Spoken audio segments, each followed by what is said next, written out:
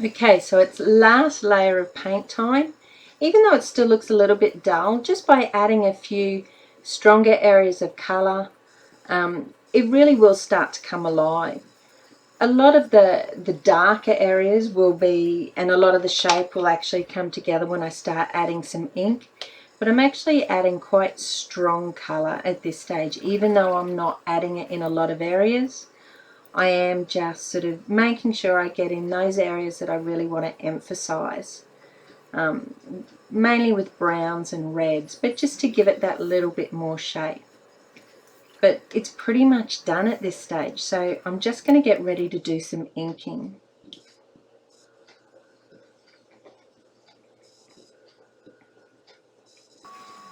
Now, I am using a dip pen this time. Sometimes I do, sometimes I don't.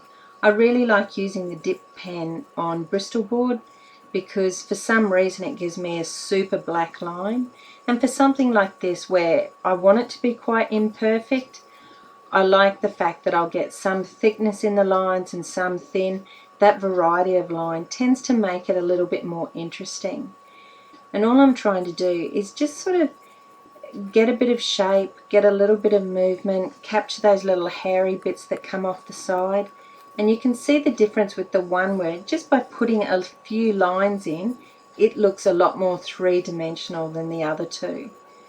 So what I'll try and do is continue that process, just focusing on strengthening up edges, looking at creating a bit more shape in places, capturing some of the wispier bits, because that sort of gives it a bit of energy and a little bit of personality, and also putting in a few stronger lines for this one behind, putting in some shadows and just adding a little bit of ink here and there, trying to work sort of over those two together. Because they're intertwined, I wouldn't draw just one then the other.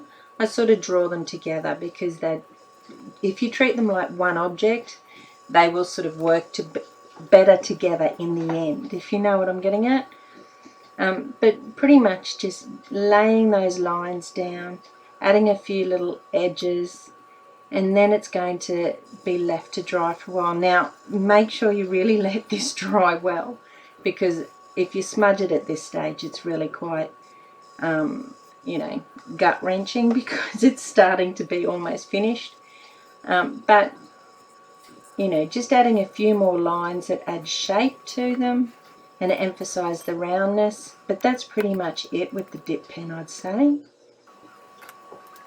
So now I'm going to add just a little bit of gouache, especially on this left-hand side one where the highlights have really disappeared. Gouache will go over the watercolour quite well, but it will also take a little bit of the colour, so it won't look really stark and white.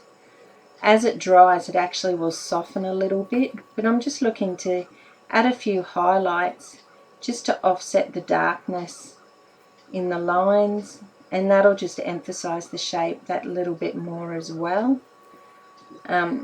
Gouache is great because it gives you a lot of flexibility. Because I laid the paint down without a lot of thought, especially when I'm working loose like this, it really helps to just be able to add some touches at the end that will pull it together. And then I usually change to a micron. That's a 0.005, so it's a very, very fine line, and that means I can paint or draw all those tiny little hairs and really add some detail without it being a really dominant line. I don't want a lot of dominant lines at this stage. I'm just adding detail and trying to pull things together. I don't always use this pen, but in something like this it works really well. So just a few, making sure they're across the 3 carats so they look as though they all work together.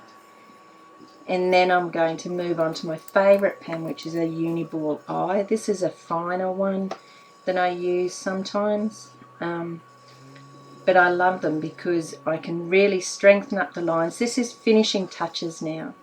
This is just making sure I've really got the shape I want, that I'm adding the interest and creating a thick enough line that they seem to bounce off the page sort of thing. I want them to come out of that background. But at the end of the day, I am aiming for something that's really quite loose.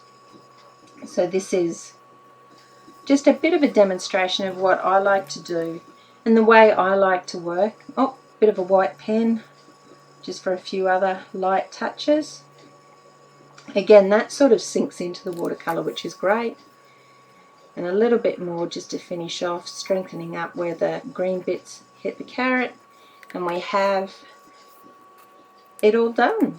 And that's pretty much how I do it. If I'm just painting myself and just having a bit of a muck around, that's pretty much the process I follow all the time. I really hope you've enjoyed it and that you've learnt a little bit. I'll see you next time.